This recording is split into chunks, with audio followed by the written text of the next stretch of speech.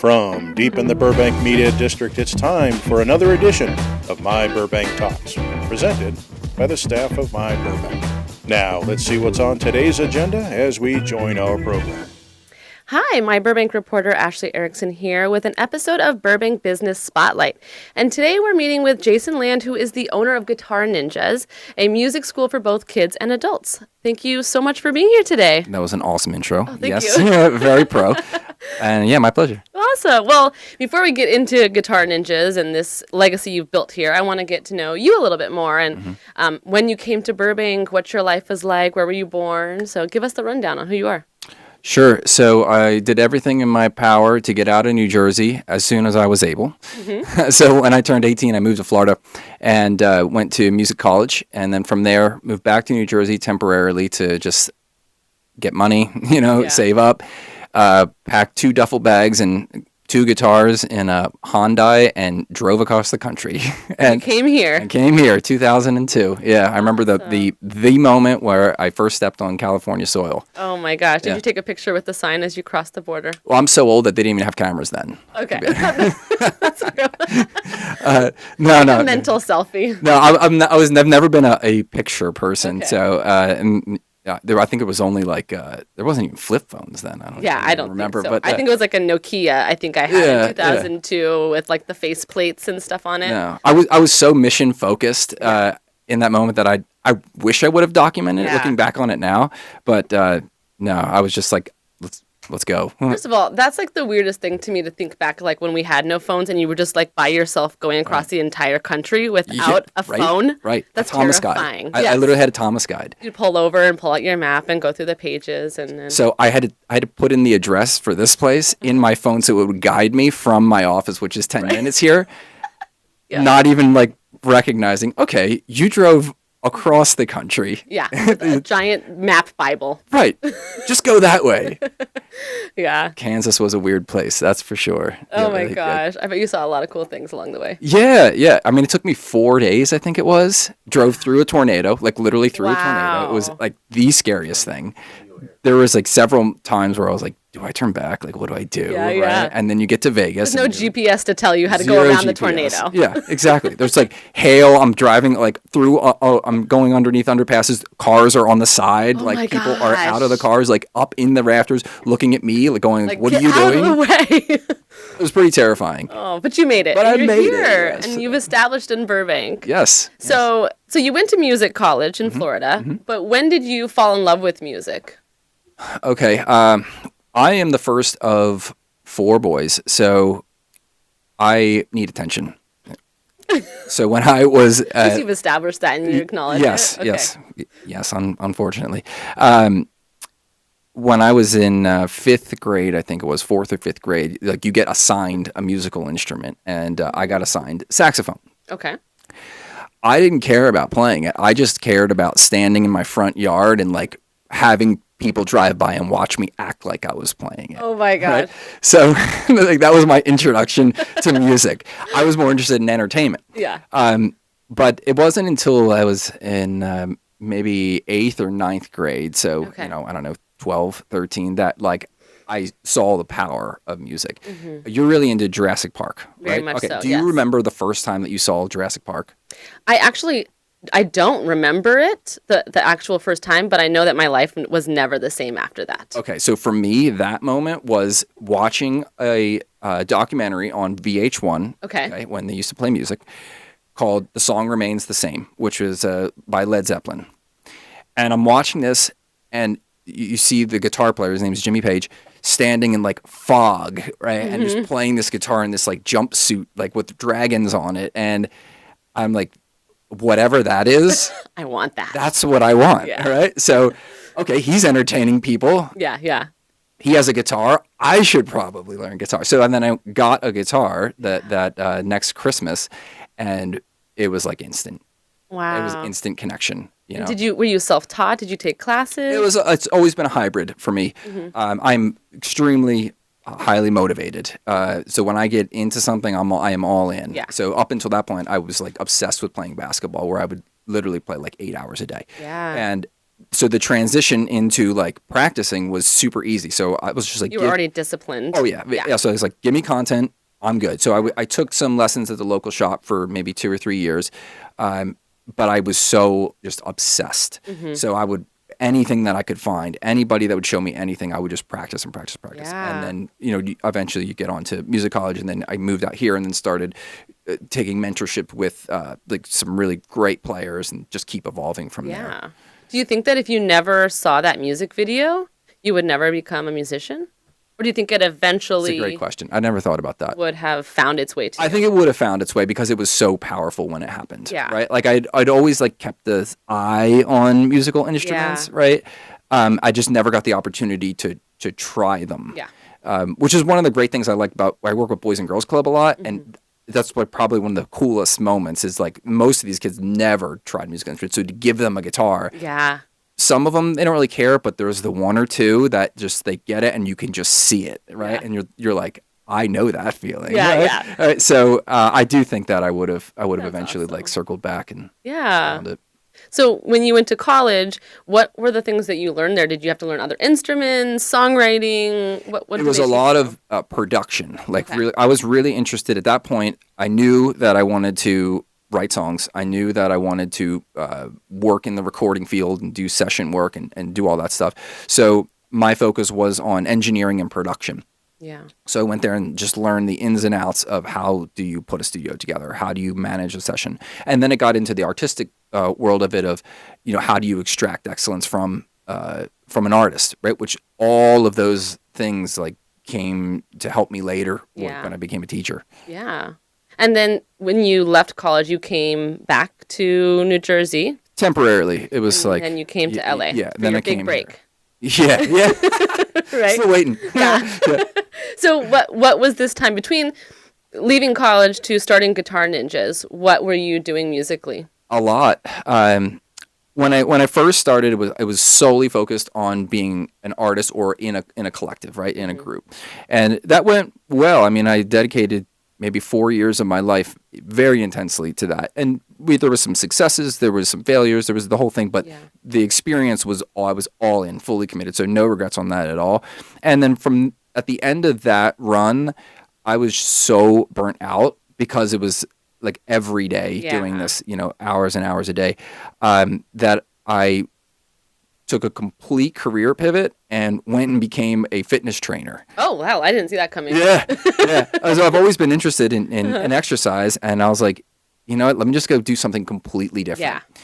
Which ended up being a massive learning lesson for me because it taught me about programming, right? And it taught me about goal setting and how to like try and do analysis on what somebody's trying to accomplish and how do you help them get there. Yeah. Right? So again, more tools that help me eventually, get to be a teacher and open Guitar Ninjas. So it was maybe a year and a half break from that. And then I got back in, but it was in a different way. Like I didn't want to do like the artist path anymore. I wanted to be more on like the professional side. So I was doing a bunch of sessions just as a guitarist, and then doing short run tours, and then doing pro songwriting. So I'd bounce between here and Nashville and just write and pitch songs. And that lasted, I don't know, maybe 5 years. Yeah. And before I was like, I don't want to do this. Yeah. Because there was you had very little control of your income stream. Yeah. Right? Welcome to art. Yeah. Exactly. Yeah. Yeah, exactly. I was like, nobody's going to outwork me. Yeah. Right? I know that. But at the end of the day, it's somebody else's decision on whether they're going to pay me for that or not. Yeah. So then, I get to be almost 30, and I'm like, I would like to see the world. Yeah. I would like to have nice things, Maybe we better do something different. And a friend of mine had opened a music school a couple years past, and he's like, you want to come up and teach? Or down and teach? It was in Huntington Beach. Sure. So I go down there, and I remember day one of my guitar lesson teaching experience. Sitting in the room, first student has not come in yet. My buddy, who's the owner of the school, comes in, and he goes, all right, you ready? I'm like, ready. What do you want me to do? He looks at me. He goes, you'll figure it out. Closes the door. Good luck. Student walks in. That's the beginning of my teaching career. No training, No, nothing like that. No lesson plan, nothing. Just figure it out. Yeah. But I'm so grateful for that because it allowed me to be super creative. Yeah, right? You came up with your own lessons. Exactly, right? Like that was the genesis of my whole methodology was those early years teaching in Huntington Beach, experimenting, because it allowed me to fuse my passion for philosophy and my sports coaching background and my fitness coaching background with music and just kind of put it all together and just test things and whatnot, it was awesome. Yeah. And so you're living in Burbank, Living in Burbank, driving to Huntington Beach. That's pretty far. That's very far. And then you decided, well, the whole Guitar Ninjas coming about story is a little bit of fate and luck, right? Totally. Do you want to tell us about how that started? I'd love to. So I was living on Clark. There was a house 2 doors down to the left if you were facing, I guess that would be west, that every weekend they'd have a rummage sale, just like stuff out. So I worked in Huntington Beach on Saturday. So I leaving the house 9 o'clock in the morning, got the guitar in the back. They're having their yard sale. Somebody buys a guitar. They see me with the guitar. Hey, do you teach lessons? Well, I had my business cards, right, with my email address on it. Here you go, contact me, right? Don't hear anything from this person ever again. But 2 to 3 weeks later, I get an email from Dr. Meg, who was the principal at Roosevelt Elementary. Hey, somebody gave me your business card and said that we need to have after-school guitar lessons. Would you like to come in and do it? I was like, yes, let's do it. Okay, great. So I go and I meet with Dr. Meg. We end up having the same birthday. Oh my gosh. So we're totally connecting, vibing, right? Like it's all good. So she lets me hand out flyers for the after school class. We enrolled, I think, 22 kids in the class. I think it was on Thursdays I was doing it. And then at the end of the class, I was able to convert 17 of those students to private students to just start coming to my house and just start doing lessons. So had you not walked out of your house with that guitar at that exact moment as they were buying a guitar, none of that would have happened. I don't think any of this would have happened because I wasn't even thinking it. I wasn't even thinking about opening my own location. I didn't even know Roosevelt was down the street. You know what I mean? I was like, who goes right out of their house, right? I'm going left. So I don't think any of this would have happened. You know what I mean? Like, and here's the crazy thing is I've never seen that woman since that moment. You don't even know her name? I don't even know her name. I don't even know her name. Oh my gosh. So if you're out there and you're listening, it's all owed to you. Come to 3310 West Burbank Boulevard, Guitar Ninjas. You're going to get a big hug and a cup of coffee. Okay? That's incredible. Yes. Yeah. But we're going to take a quick commercial break, and then we're going to dive into everything Guitar Ninjas. Right. Okay. Discover your dream home in the captivating city of Burbank. Introducing you to Mike McDonald and Marianne Bean, Burbank area specialists. With over 3 decades of combined experience, Mike and Marianne have the privilege in assisting numerous clients in finding their perfect homes in and around Burbank. They understand each of their clients' unique needs and provide personalized guidance. As Compass Realtors, they leverage cutting-edge technology and stay informed about market trends to maintain an edge in the dynamic real estate landscape. Discover why they've earned the reputation as the go-to agents for all your Burbank real estate needs. Reach out to them today at 818-266-9766 and start a conversation. Disclaimer, Mike McDonald and Marianne Bean are licensed real estate agents, license numbers 01004729 and 020-44937, with Compass, an independently owned and operated real estate brokerage firm. The California Department of Real Estate oversees real estate licensing and the activities of real estate agents in California. All right, we're back, and I am excited to learn everything there is to know about Guitar Ninjas. I know a little bit because I've had both my sons have lessons there in guitar and drums, which brings me to the fact that Guitar Ninjas has moved on past guitars. Yes. So it started with guitars, and then you've increased your space, you've increased, your instructors you've increased, and your instruments. So tell us and about my stress level. And your stress level. And your locations, there's a lot going on. There's a lot going on. So let's start with the instruments. So when I got those first 17 students, that quickly started to multiply. And before long, there were, I'm going to say 50 to 60 people coming to my house every week for lessons. Wow. Right? Just to you. Just to me. It was just me at that point. People were waiting on the front lawn. That didn't go so well. I think that's not a good business look. So now they're coming in through the alley in the back. then a tree falls, and I'm like, my whole life flashes before my eyes. This almost hits this person. Oh my gosh. Like, you know what I mean? So I'm thinking like, okay, what are we going to do here? Well, I'm really big on systems, like I talked about earlier, right? I was highly influenced by Tim Ferriss's book, 4-Hour Work Week, right? Which is just about efficiency. And then I was really into accelerated learning and all these concepts at this point. So I'm like, how can I streamline the work that I'm doing? Because I was doing lesson video, recap videos for every single student, right? Like tailored to each student. Yes. That's a lot of work. It was hours a week. So I'm cranking these out, putting them on YouTube, right? There's got to be a better way. So that was the kind of foundation for me to build the program. And it was just guitar, right? So I built the Guitar Ninjas program. I started handing out the picks. We started doing the whole thing.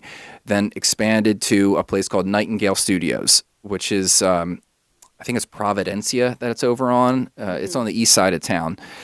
And I don't know how we got people to go there. I guess if they came to your house, they'll go anywhere, right? It's true, but this is a musician rehearsal space, okay? There's like suspect things that go on over there.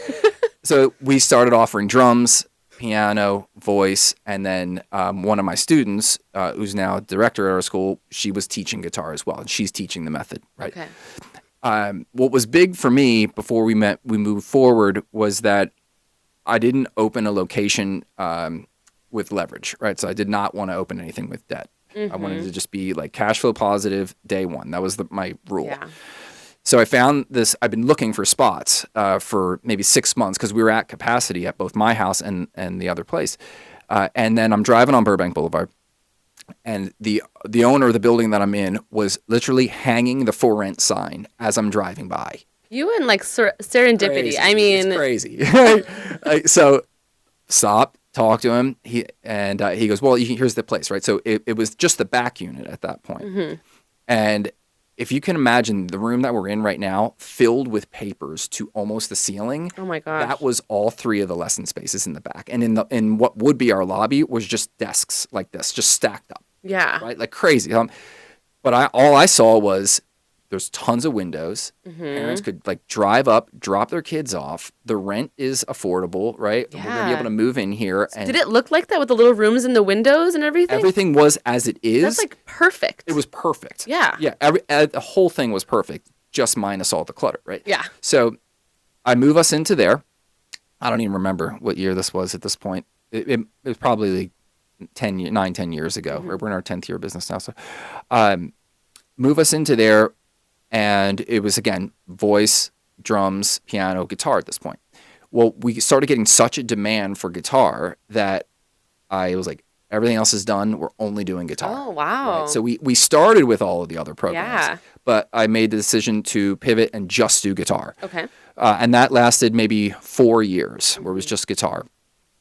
We acquired the front space after Central Artists moved out, which allowed the backspace to open up for these other programs, right? Which is where the drum program came back in, bass, ukulele, piano. I've never taken back on voice, but those other core programs, and we've since developed curriculums based on the Guitar Ninjas program. Yeah. So I don't remember what the initial question was, but we started with multiple programs. Instruments, you got it. Yeah. Went to just guitar for a while. And now we're back, and now we're crazy enough to have multiple locations. But the beauty of having a method.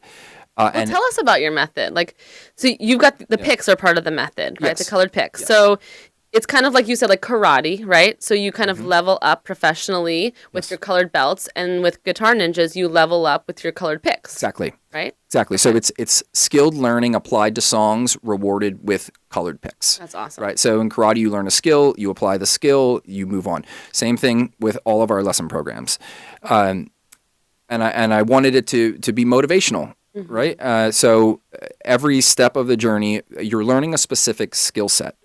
And part of that skill set is the musicality of it, like how do you count the music, what are the chord names, and then how do you apply it? And then you apply it to songs, and the songs are used to test the concept, right? Okay. Can you really do this? Yeah. And it gives us a way to grade it because it's based on speed. If a song is played at, let's just call it 100% song speed, as you would hear on the radio or in your phone, we could slow it down to maybe 70%.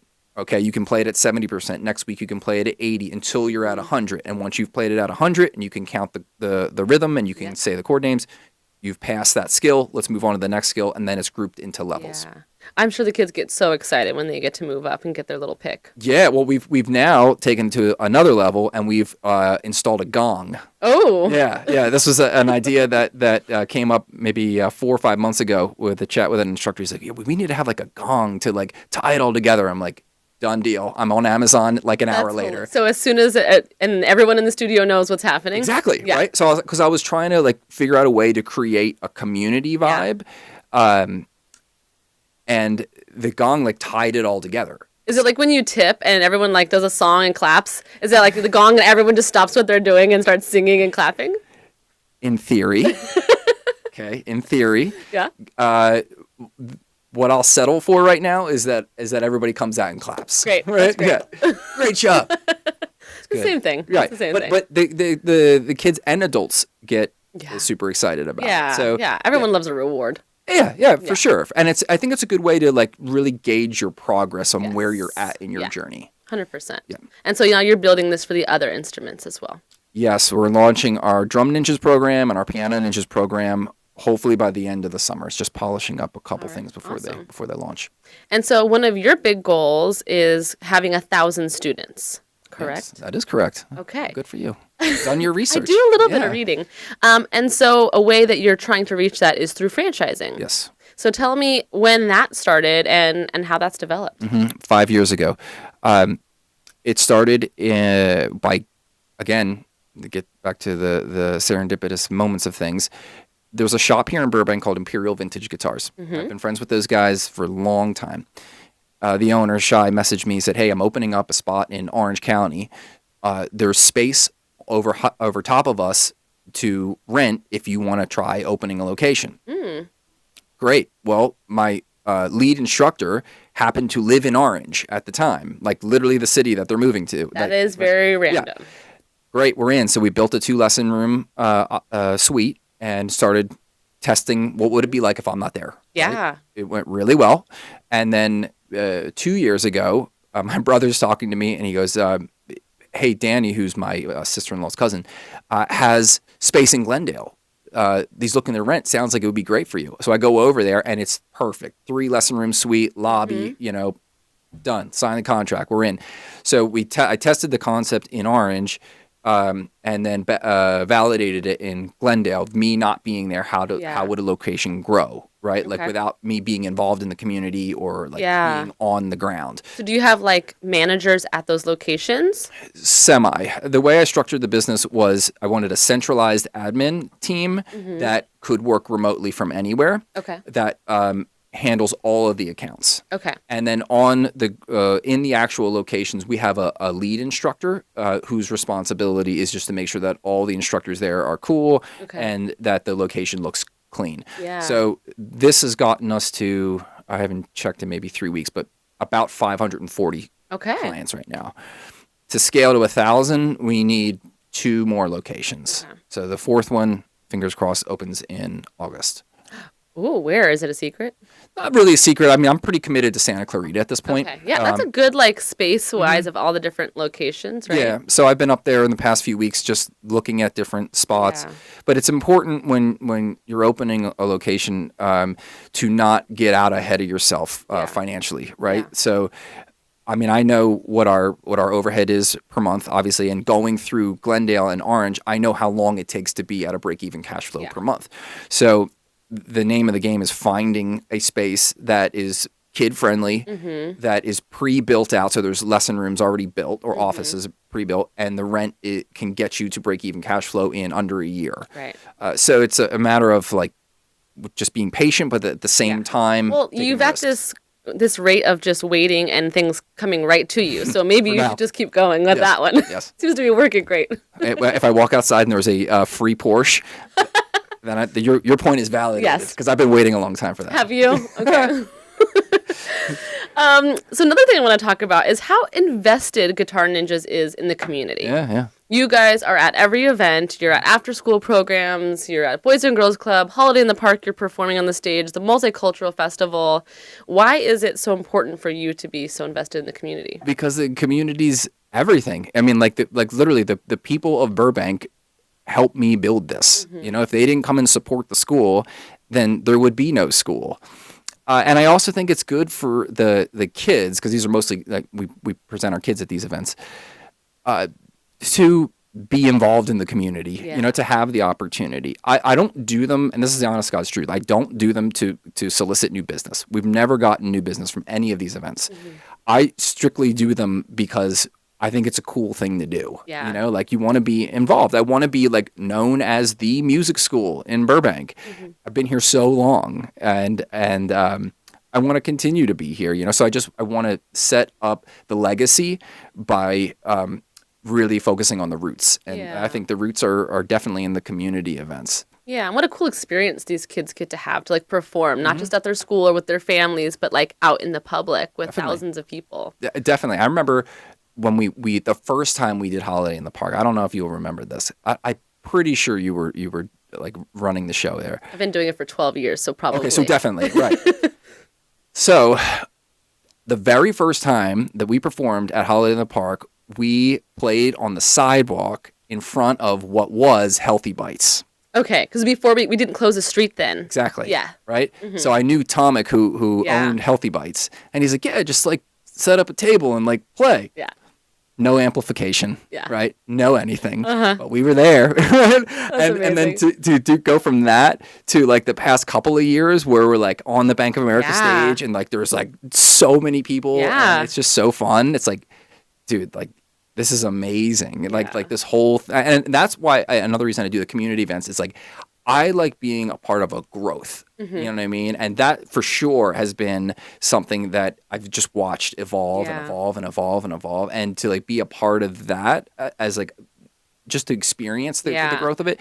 I think it's fun to feel that, you know, because you remember where you came from. Yeah, exactly, right? And it's like, all right, cool. Like, we're all in on this. It's cool. And now you're, like, headlining the main stage at, like, Holiday in the Park. Yeah, fun. And having your table right across the street. Yeah. That's pretty awesome. Yeah, fun. Well, for all the people that are listening and they want to get their kids involved, you guys have some big summer camps coming up. Yes, second year. Yeah, so tell us about what those are. So I'd never done summer camps until last year.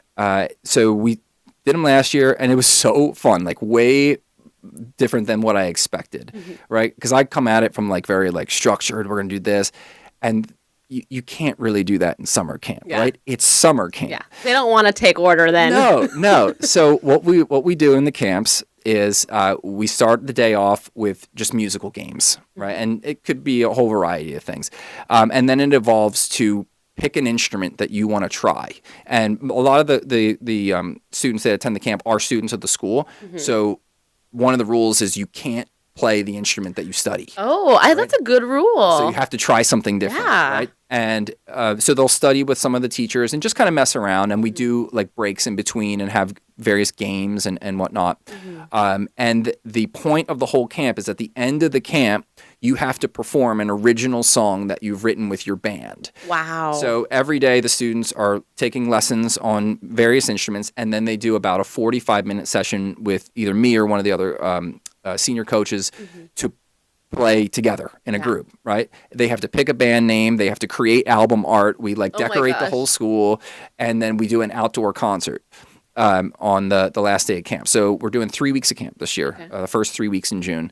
And so each week it would be like a completion, right? At the end of each week there's a show. Okay. Yeah, exactly. So every week, even if you're enrolled all 3 weeks, every week you're getting assigned a different band, probably a different instrument. You have to pick a different rock star name. Like, all the kids have to pick a rock star name at the beginning. Oh my gosh, how fun. And that's their name for the week. So they have the name badge and everything. Fun story on that is we had one student last year.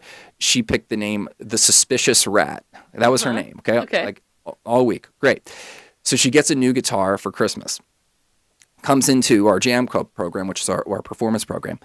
And on the guitar, her dad had gotten the name The Suspicious Rat on the headstock. Oh Carved my in. gosh. I was like, this is the coolest thing. This is commitment. Right? Commitment. Let's go. Better than a tattoo, right? So yeah, baby steps. Yeah. But yeah, it's cool. So that's pretty fun. It's like we just try to create the illusion of like, we're here for like a party, but we're also being educational. Yeah. Well, it's like art and creativity and music and your writing. I mean, that's like so many different skill sets that you're incorporating in it. Yeah, and it's just I try to wrap it all in fun. Yeah. That's really the main point. And how many students are open in each week? Like how many spots? Sure. So it's limited because we don't want to dilute anybody's experience. So we cap it at 15. Okay. It's 15 per session. Okay. Most of the weeks, last I checked last week, most of the weeks are already half full. Okay. So if anybody's listening and wants to enroll their child, you do not need musical experience. Okay. We will work with anybody. I would definitely go to guitarninjas.com/summer camp and get on the list because we saw a big surge like a week, 2 weeks before camp started. Yeah. Right? Once school lets out, it's like a lot of parents are like, oh, yeah. Yeah. Oh, I was supposed to sign my kids up for stuff. Yeah. So it most likely will sell out pretty soon. So you want to get on it we'll put a link in the bio of this podcast too. And so if let's say they don't get to the summer camp, but they want to learn more about Guitar Ninjas, do you guys offer like a free trial class? How can people get involved? Yeah. So there's always a free trial. You just go to guitarninjas.com or guitarninjas.com/Burbank and you can pick any of the available times. We put them all up there on the site. So it goes for any instrument. It's a free 30-minute lesson to come on in and experience it. Awesome. Well, thank you so much. It was so great to learn about you and how Guitar Ninjas started. And if you're listening, we'll put all that information in the chat. And I also have a feature article coming out with all this great info as well. Yay. With the summer camps and how to get involved. And thank you for being here. Thank you. And I just, as a side note, I just want to say like how awesome of a job you have done. Like really like developing like just how you do all this. Thank you. It's been cool to watch from afar. Yeah, thank you. And I get to be a part of it. Yeah, a lot of respect for you. Thank you. Yeah. Well, thank you guys for listening and watching an episode of Burbank Business Spotlight. We'll see you later. Cool. Enjoying the show right now? Thinking you may want to do your own podcast? myBurbank Talks is renting out our podcast studio on an hourly rate. You can do audio podcasts or both audio and video, and even bring in guests to talk with. We will help you get set up on podcast platforms and start a YouTube channel. And we can edit your productions to make you look and sound your very best. If you're interested, please drop us an email at studiorentals@myburbank.com. That's studiorentals@myburbank.com, and we will get back to you.